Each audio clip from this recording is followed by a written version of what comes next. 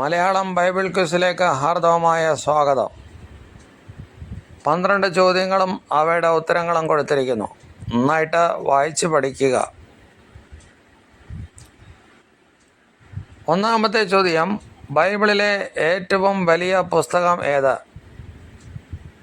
അതിൻ്റെ ഉത്തരമാണ് സങ്കീർത്തനം.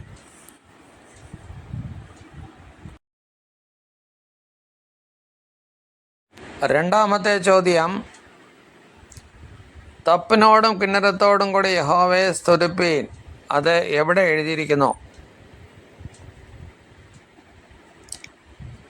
അതിൻ്റെ ഉത്തരം സങ്കീർത്തനം 150 4 വാക്യം.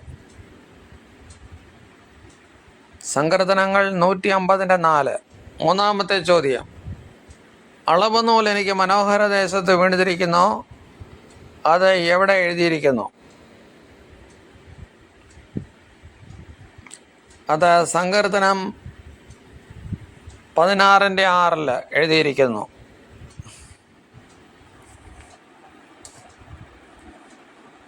മൂന്നാമത്തെ ചോദ്യം, സങ്കീർത്തനങ്ങൾ 27:10 എന്താണ്? 27:10 എന്താണ്? അതിൻ്റെ ഉത്തരം, എൻ്റെ അപ്പനും അമ്മയും എന്നെ ഉപേക്ഷിച്ചു, എന്നാൽ യഹോവ എന്നെ ചേർത്ത് കൊള്ളും. അടുത്തത് അഞ്ചാമത്തെ ചോദ്യമാണ്, അടുത്ത ദിവസത്തിൽ അവൻ എന്നെ കൂടാരത്തിൽ ഒളിപ്പിക്കും, അത് എവിടെ എഴുതിയിരിക്കുന്നു?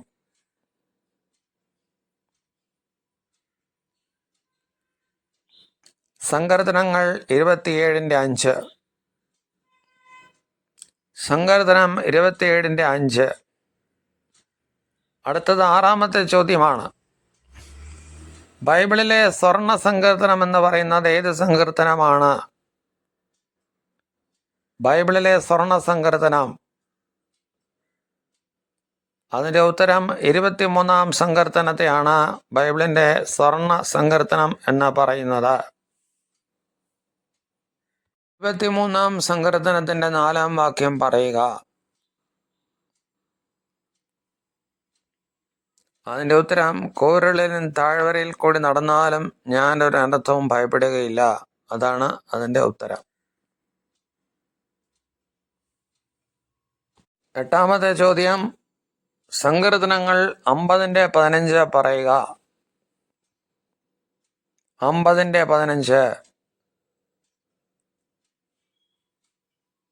കഷ്ടകാലത്ത് നീ എന്നെ വിളിച്ചപേക്ഷിക്കുക, ഞാൻ നിന്നെ വിടുവിക്കുകയും നീ എന്നെ മഹത്വപ്പെടുത്തുകയും ചെയ്യും.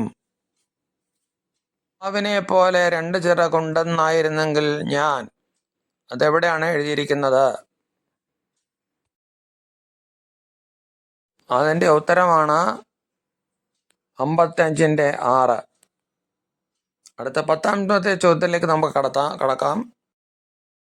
അല്ലെങ്കിൽ ഞാൻ കീറിക്കളയും, വിടിയിപ്പാൻ ആരുമുണ്ടാകുകയില്ല എന്നെവിടെയാണ് എഴുതിയിരിക്കുന്നത്? സങ്കീർത്തനം 55:22.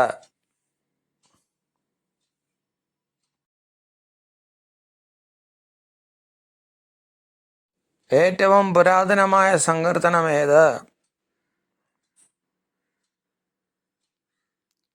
90-ാം സങ്കീർത്തനം.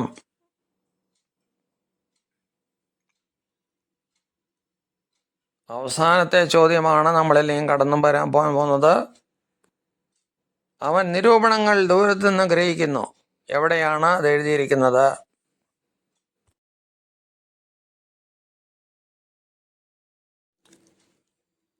അത് സങ്കീർത്തനം 139 16 വാക്യം ആണ് ആ ചോദ്യത്തിന് ഉത്തരം.